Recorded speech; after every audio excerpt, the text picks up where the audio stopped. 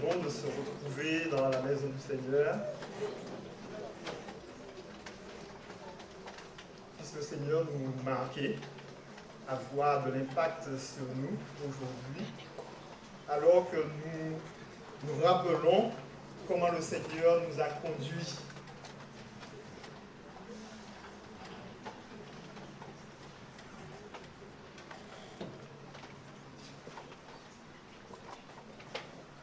Bon sabbat. Bon sabbat. Que le Seigneur accorde à chacun la paix, le bonheur, la joie de ce jour de fête, de ce jour en l'honneur de l'Éternel.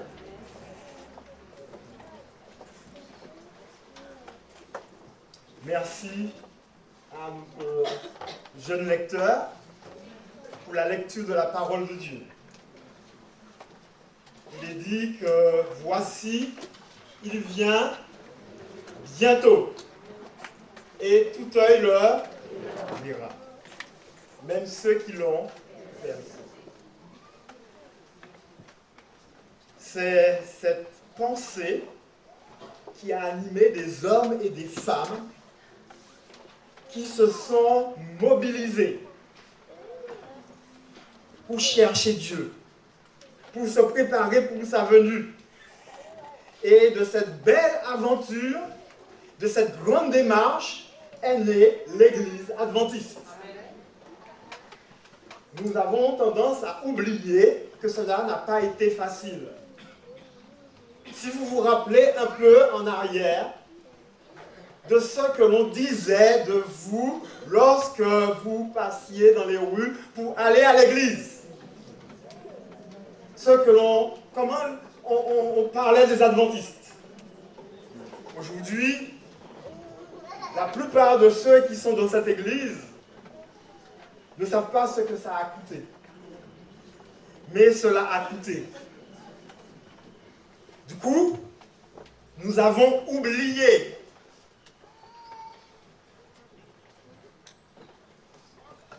Nous n'avons rien à craindre de l'avenir si ce n'est d'oublier comment le Seigneur nous a conduits. J'ai de la joie dans le cœur à partager le message adventiste. Le message de l'attente de Jésus.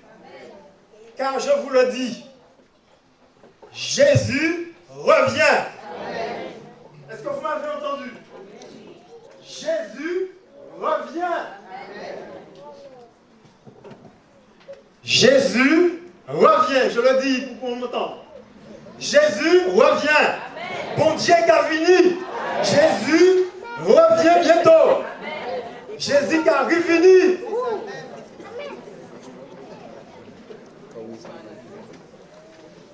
He is coming back. Jesus is coming. Jésus revient. Est-ce que nous sommes prêts? Est-ce que nous nous préparons dans ce sens? Nous avons beaucoup à faire. Parce que la terre doit être remplie de la gloire de Dieu. Pour que ce jour arrive.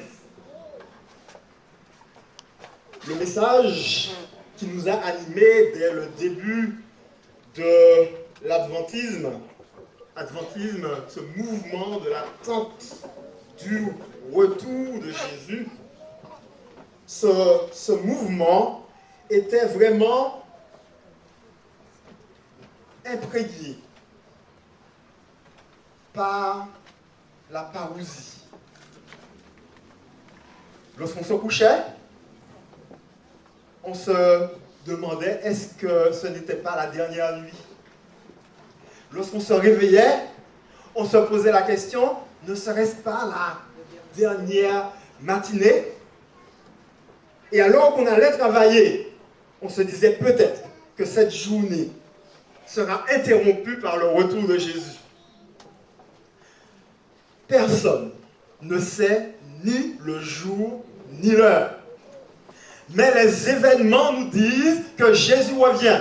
Car aussi sûr que personne ne sait le jour ni l'heure, les Écritures nous disent, quand vous verrez toutes ces choses, sachez que le Fils de l'homme est proche à la porte.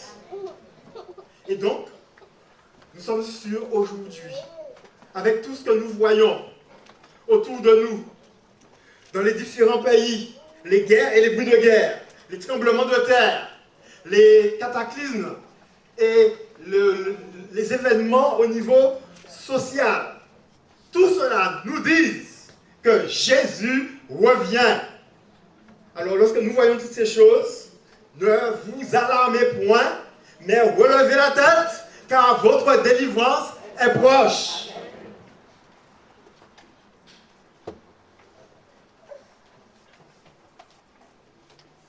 Ce message, qui dès le départ nous a motivés, avait été prédit dans la parole. L'Église adventiste est une église prophétique, dont les caractéristiques se retrouvent dans la Bible et particulièrement dans le livre de Daniel et de l'Apocalypse. Au chapitre 10, on voit apparaître cette église. Et le message particulier confié à cette église pour la fin, c'est le message le plus important jamais confié à des hommes à proclamer, pour qu'ils le proclament avant le retour de Jésus. Il s'agit des messages des 3 anges. Et ces messages prennent tout leur sens au milieu du contexte historique dans lequel nous sommes. Apocalypse au chapitre 14.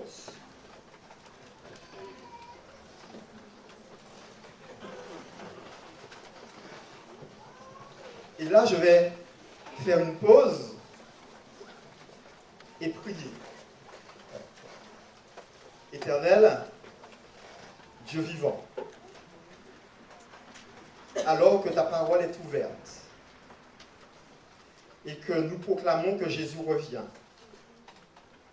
parle-nous par ton esprit. Guide-nous par ton esprit de vérité et que ta parole puisse être la règle.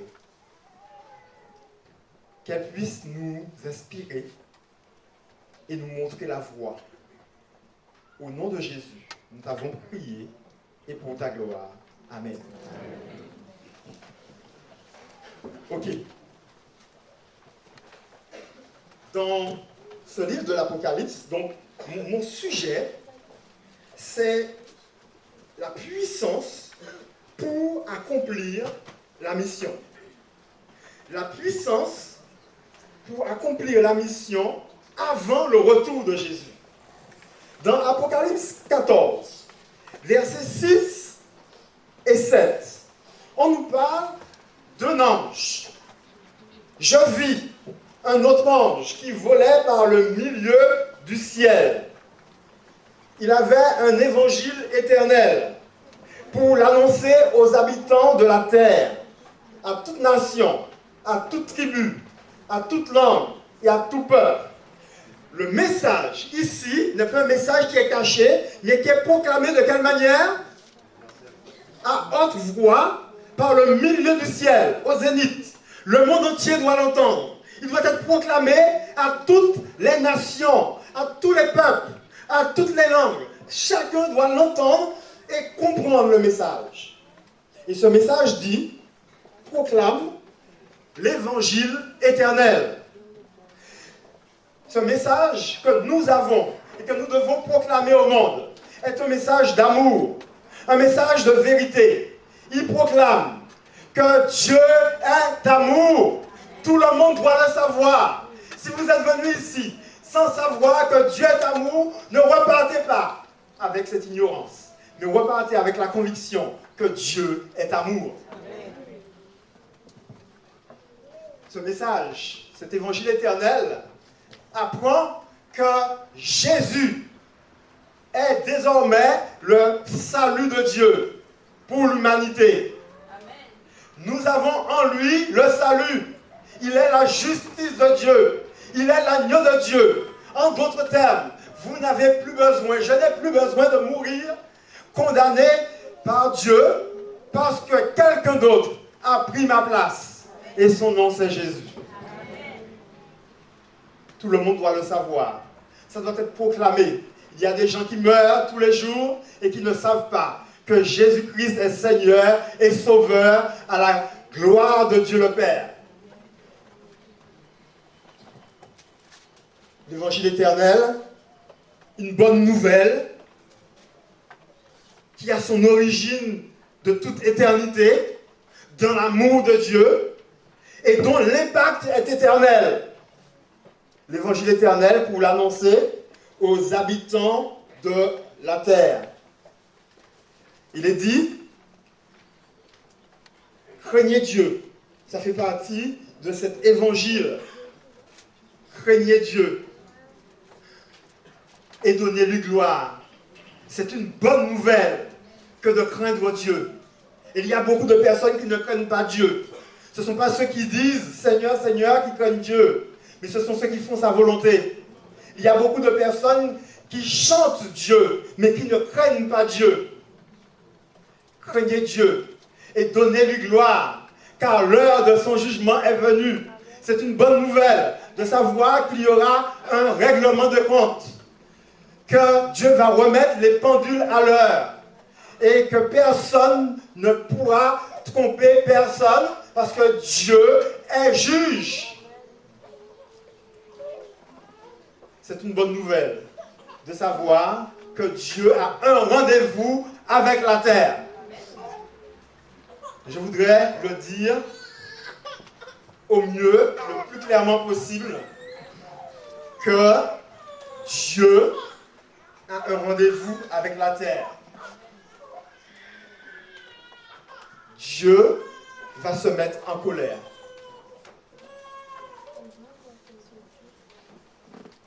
Dieu va se mettre en colère. La parole de Dieu dit que la voix de l'Éternel fait trembler la terre. Sa voix fait enfanter les biches. Sa voix crée le monde. Mais quand Dieu va se mettre en colère, croyez-vous que sa voix ne va pas effrayer l'univers? Le message du premier ange est un message d'amour, une bonne nouvelle, parce qu'il nous invite à nous mettre en sécurité avant que Dieu se mette en colère. On a tellement menti sur Dieu, on a tellement pris son nom en vain, on a tellement raconté n'importe quoi. Dieu va se mettre en colère. Craignez Dieu et donnez-lui gloire, car l'heure de son jugement est venue. Et adorez celui qui a fait le ciel, la terre, la mer et les sources d'eau. Adorez celui qui a fait toutes ces choses-là. Cette partie du message nous renvoie à la création. Et nous dit pourquoi est-ce que nous devons adorer Dieu. Parce qu'il est le Créateur. Il nous renvoie au sabbat. Et l'Église adventiste s'est positionnée pour le sabbat parce que c'est simplement biblique. C'est ce que dit la Bible. La Bible dit, souviens-toi du jour du repos pour le sanctifier. Tu travailleras 6 jours et tu feras tout ton ouvrage, mais le 7e jour est le jour du repos de l'Éternel, ton Dieu. Tu ne feras aucun ouvrage. Ni toi, ni ton fils, ni ta fille, ni ton serviteur, ni ta servante, ni l'étranger qui est dans tes portes. Car en 6 jours, l'Éternel a fait les cieux et la terre. On nous invite à croire que le monde a été créé par la matière elle-même. Nous croyons que tout ce qui existe, Dieu l'a créé. Et qu'il n'a pas pris des millions d'années pour le faire, qu'il l'a fait en 6 jours consécutifs. Et qu'au 7e jour, il a achevé son œuvre Et il a béni son œuvre. Et il a béni le jour du sabbat. Ce jour béni par Dieu. C'est une bonne nouvelle. Et cela doit être proclamé. Jusqu'à présent, nous l'avons fait timidement. Mais pour arriver à ce que nous avons fait, ceux qui nous ont précédés ont passé des nuits blanches. Ont passé du temps en prière pour découvrir les vérités bibliques, les doctrines bibliques. Ce que nous connaissons aujourd'hui, que nous voyons si facilement dans les Écritures, parce qu'on nous les a tracés, n'ont pas été découverts si facilement. Ça a été une recherche assidue et avec beaucoup de jeûnes et de prières. Du coup, nous regardons souvent comme rien ce travail qui a été fait. Mais le message n'a pas atteint le monde entier. Ensuite, un second ange le suivit en disant, qu'est-ce qu'il dit? Elle est tombée, Babylone, la grande, qui a abreuvé toutes les nations du vin de la fureur de son impudicité, de sa débauche. Un message avertit que tous les systèmes religieux qui n'acceptent pas le message du premier ange, tous ces systèmes-là forment Babylone, qui s'est révolté contre Dieu et entraîne les habitants de la terre à la révolte contre Dieu et enseigne à faire le contraire de ce que dit le premier ange, d'adorer Dieu et de lui donner gloire. Et en effet,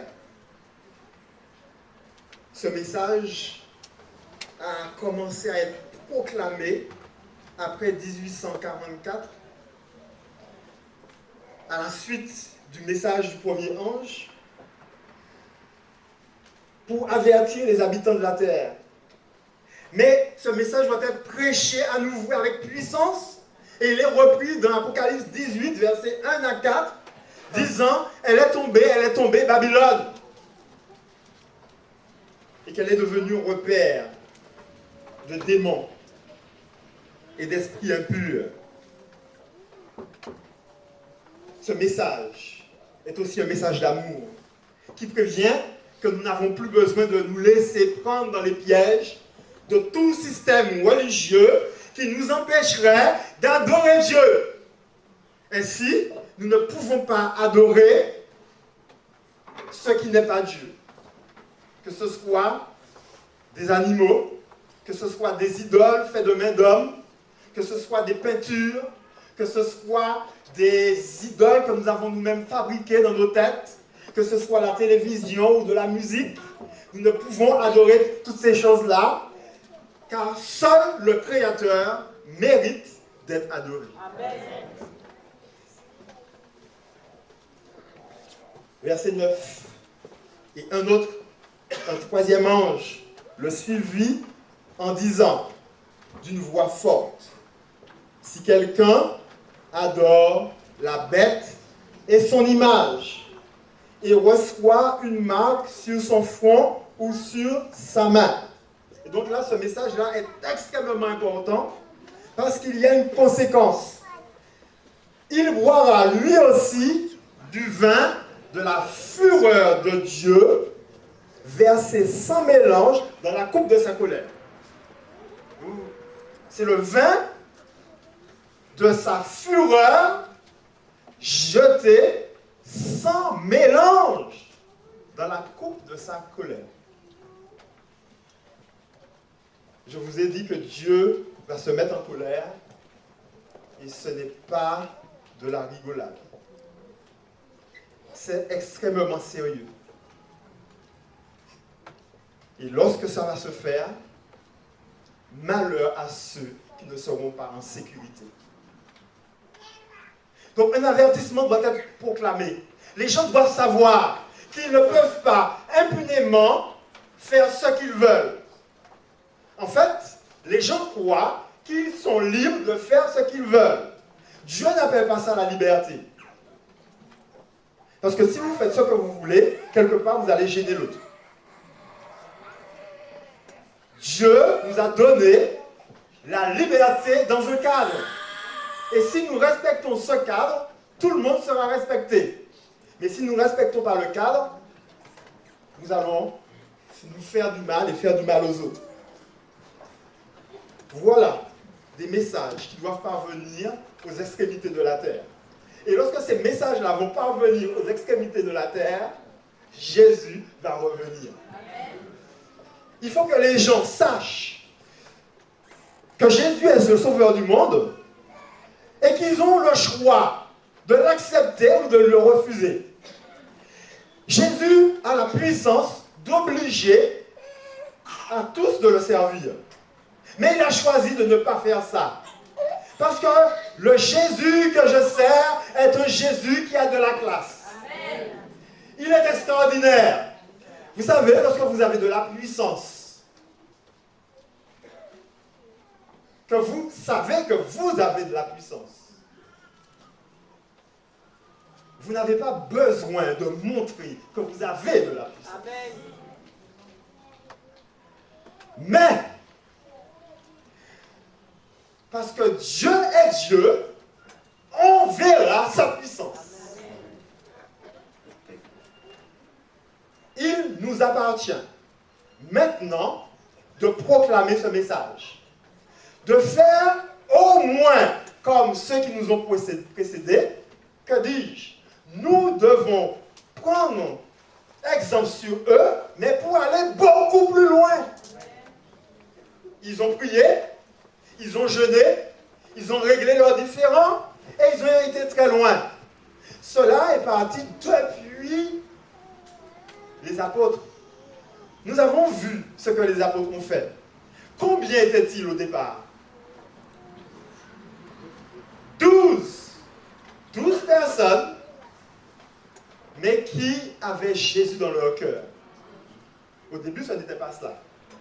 Mais lorsqu'ils ont compris que sans Christ, ils ne pouvaient rien faire, ils se sont mis à genoux. Il y avait dans la chambre haute 120 personnes. Elles ont prié, elles ont cherché Dieu, elles ont sondé leur cœur à la lumière des Écritures, à la lumière de la loi de Dieu. Est-ce que mon caractère, ma conduite, ce que je dis, ce que je fais, est bien? Est-ce que c'est ce que Dieu demande de moi? Et à la lumière de cela, ils ont dû rectifier, tout rectifier. Chers frères et sœurs, nous devons tout rectifier. Tout rectifier dans notre caractère. Nous devons emmener notre caractère à l'unisson avec celui du Christ. Et cela va changer tout. Lorsque Josué, ce matin-là, s'est levé, il a réuni ses troupes pour faire le tour de Jéricho. Quel général, avec son armée, faisant le tour de Jéricho. Allez, regardez, on ne comprend pas ce qu'ils font. Ils marchent autour de la ville. Les gens à l'intérieur finissent par dire, ils sont fous. Ils ont perdu la tête.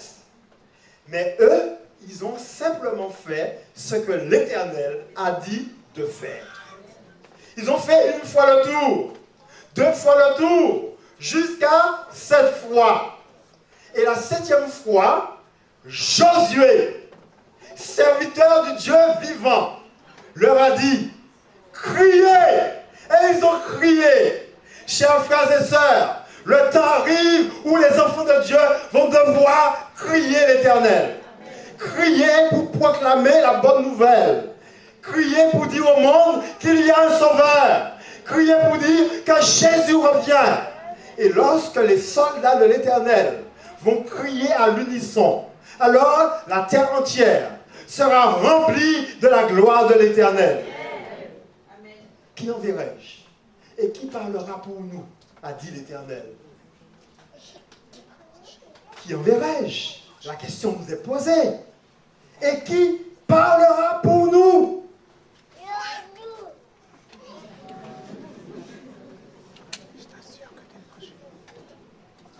Lorsque qu'Ésaïe a répondu « Me voici, envoie-moi », ses lèvres avaient été touchées par le charbon ardent. Avant cela, il était tout craintif. « Malheur à moi, disait-il, mes yeux ont vu le roi. » Un ange a volé de vol rapide pour toucher ses lèvres. Et une fois ses lèvres touchées et son iniquité expiée, parce qu'il a été touché avec le charbon ardent de l'autel, il a pu dire « Me voici, envoie-moi ». Nous ne pourrons pas accomplir la mission si nous n'allons pas chercher le Seigneur dans son temple. Il dit « Si mon peuple, sur qui est invoqué mon nom, s'humilie, prie et me cherche, et s'il se détourne de ses mauvaises voies, je l'exaucerai des cieux. » Dieu a parlé. Dieu a dit qu'il va exaucer les cieux. Mais il y a des conditions. Nous avons donc besoin de chercher l'Éternel. Vous me chercherez et vous me trouverez. Si vous me cherchez de tout votre cœur. Nous avons donc besoin de chercher l'Éternel. Plus que jamais. Nous avons besoin de le trouver. L'Éternel peut se trouver. Il l'a dit. Mettons-nous au travail et cherchons l'Éternel. Nous n'avons plus de temps à perdre dans des petites affaires, dans des peccadilles. Il nous faut maintenant tourner la page. Ne vous arrêtez plus sur ce qu'on vous a fait ou ce qu'on ne vous a pas fait. Arrêtez-vous sur ce que Jésus a fait pour vous. Aidons-nous à avancer. Parce que Jésus revient. Si nous avons cru dans ce message et que nous avons vécu dans l'espoir de ce message, que ce message se réalise et que finalement, au bout du compte, nous ne sommes pas sauvés, vraiment il y aura des pleurs et des grincements de dents. Il est bon donc pour nous de prier comme nous n'avons jamais prié. Si mon peuple, celui qui est invoqué mon nom, s'humilie, prie et me cherche. Posons-nous les bonnes questions. Depuis quand est-ce que nous sommes vraiment mis à genoux pour prier? Que chacun se pose la question. Il ne s'agit pas ici de la prière, de la formalité que nous faisons en nous réveillant le matin, la formalité que nous avons pour manger, la formalité que nous avons pour aller nous coucher. Je suis en train de dire, depuis combien de temps que nous avons pris le temps de parler au Seigneur? Depuis combien de temps que nous avons ouvert notre cœur au Seigneur? Depuis combien de temps avons-nous lutté avec Dieu jusqu'au matin?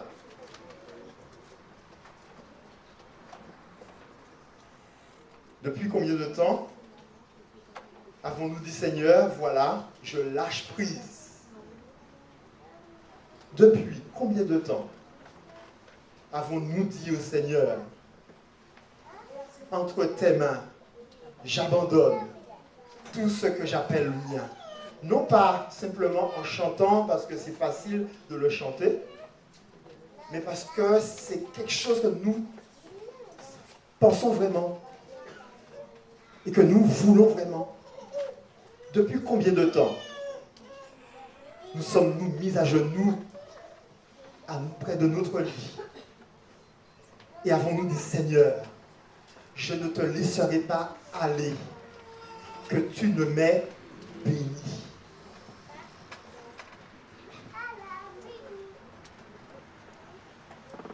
La réponse commence avec la prière. Nous ne serons jamais puissants sans la prière. Nous ne pourrons pas proclamer ce message sans la prière. Et là, chacun doit le comprendre pour lui-même. La prière collective a sa place. Et elle doit être aussi puissante. Mais elle sera puissante lorsque, qu'individuellement, nous allons aller à Dieu et passer du temps avec lui. Et puis, que dire de la parole? Allons-nous proclamer un message que nous ne connaissons pas? Allons-nous dire que Dieu est amour alors que nous n'avons pas expérimenté l'amour de Dieu? Allons-nous proclamer que Jésus revient alors que nous ne sommes pas convaincus?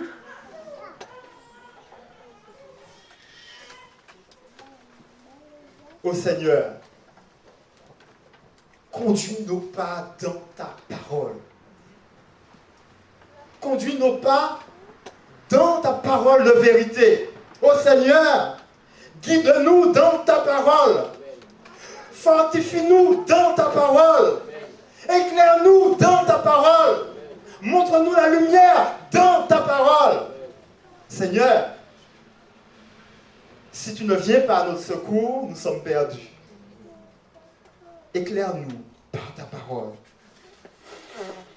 Cette parole de vérité, c'est une arme redoutable. Nous avons dans les mains l'arme la plus puissante du monde. Il n'y a pas une bombe atomique qui soit aussi puissante. C'est une épée à double tranchant. Si vous connaissez la parole, si vous l'avez dans votre cœur, si vous la vivez, alors là, le diable sait qu'il a du souci à se faire. Et quand vous vous mettez à genoux, en vous réclamant de la parole, Seigneur, tu l'as dit dans ta parole, il y a une promesse que je peux réclamer, Seigneur. Alors là, vous êtes invincible. Les soldats du roi des rois devraient avoir toute la panoplie de l'armure, le casque du salut, l'épée de l'esprit, le bouclier de la foi, le zèle que donne l'évangile de paix. Mais où est passé tout cela? Nous faisons un retour en arrière sur les anciens, mais on ne retrouve plus cela chez les anciens.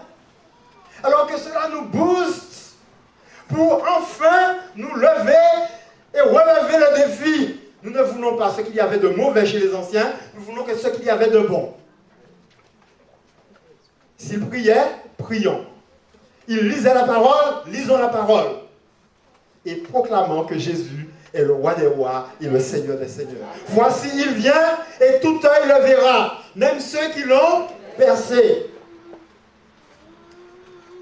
Même ceux qui l'ont percé.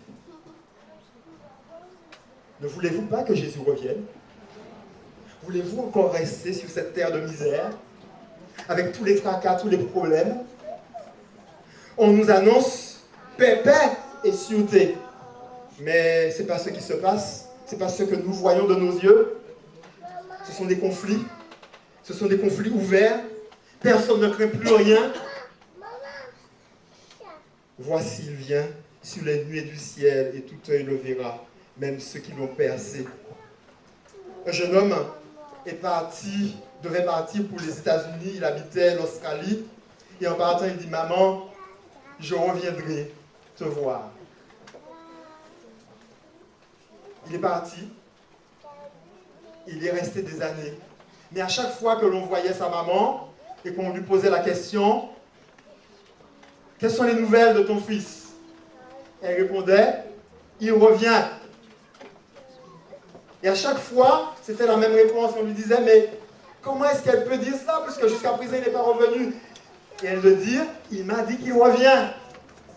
Et en effet, un jour, son fils a traversé l'océan et il est venu la voir. Il a dit, maman, je suis là.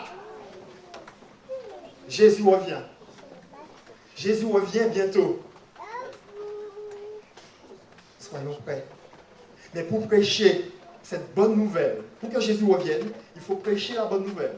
Et pour prêcher la bonne nouvelle avec succès, il faut l'Esprit de Dieu. Rien ne se fera si l'Esprit de Dieu ne nous saisit pas. Ce n'est ni par la force, ni par la puissance, mais par mon esprit. Chers frères et sœurs, je vous recommande ce livre. Je vous recommande la Bible. Lisez-la, étudiez-la, sondez-la pour connaître la bonne nouvelle du royaume. Pour vivre cette bonne nouvelle et pour pouvoir proclamer la bonne nouvelle. Nous avons besoin de cet esprit si mon peuple, sur qui est invoqué mon nom, s'humilie, prie, me cherche, cherchons Dieu avec sérieux. Cherchons Dieu en nous réveillant peut-être plus tôt. Cherchons Dieu en sondant les Écritures. Cherchons-le et il va se faire connaître. Et alors, une armée comme celle de Josué se lèvera pour proclamer que Jésus-Christ est Seigneur et Sauveur. Pour proclamer les 3 messages des 3 anges. Jésus revient. Lorsque la reine Victoria a fêté l'anniversaire du roi Édouard VII, l'anniversaire de son accession au trône, le premier anniversaire au trône d'Angleterre. Elle était amie à un dénommé Din Farrar. Et après la prédication sur le retour du Christ, elle a dit au Din, j'aurais tellement souhaité que Jésus revienne en mon vivant. Et le Din de lui dire, mais pourquoi avez-vous un tel désir? Parce que je voudrais tant déposer ma couronne à ses pieds. Oh, je voudrais que Jésus revienne, mais que ce soit maintenant ou demain ou après-demain, je veux pouvoir déposer ma couronne à ses pieds. Amen.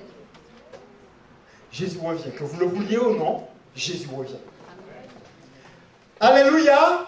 Le salut, la victoire, l'adoration, la puissance soit à Jésus-Christ. Qu'on se le dise, Jésus revient. Jésus revient. Jésus revient. Jésus est vainqueur. Jésus est vainqueur. Que ce soit avec vous ou sans vous, il sera vainqueur. Amen.